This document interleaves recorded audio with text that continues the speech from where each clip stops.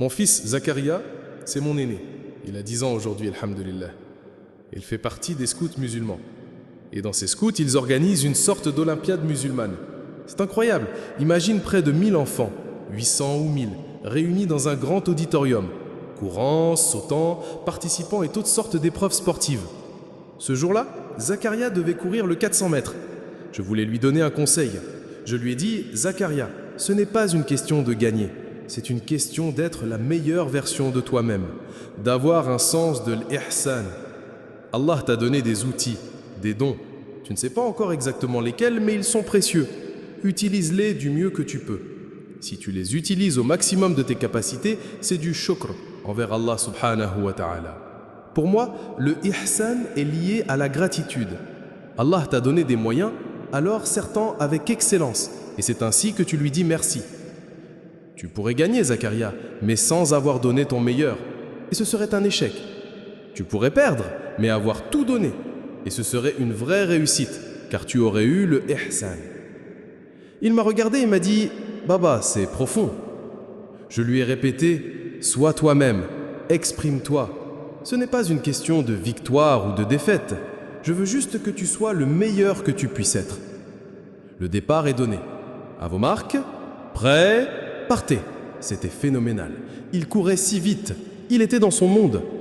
Et en tant que père, je sais reconnaître ces rares moments où un enfant est totalement lui-même, sans se soucier du regard des autres. À cet âge, il pense encore à ce que maman pense, papa pense, les autres enfants pensent. Mais là, il était dans l'instant, dans une bulle sociale et spirituelle. J'étais bouleversé.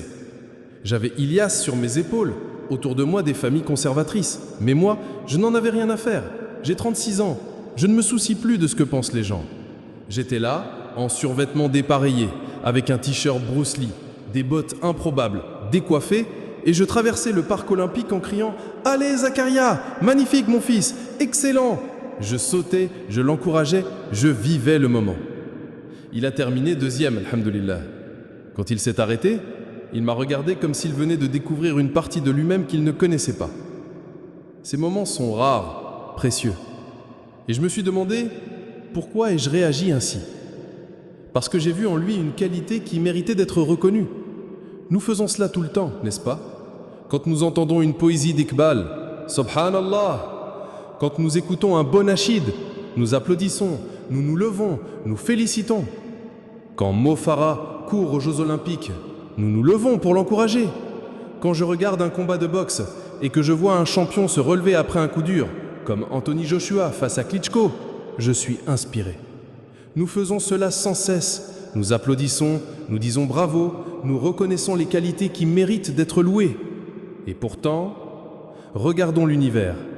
Nous avons la conscience, la capacité de comprendre, des lois physiques si précises que si elles étaient différentes, la vie n'existerait pas. Nous avons un agencement cosmique parfait, des étoiles et des planètes placées de façon à permettre la vie consciente sur Terre.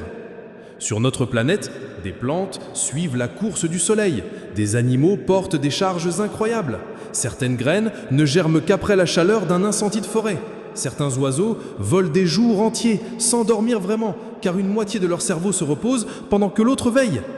Et malgré tout cela, certains d'entre nous ne peuvent pas offrir à Allah une ovation debout, ne peuvent pas le louer, le glorifier et dire « Allahu Akbar »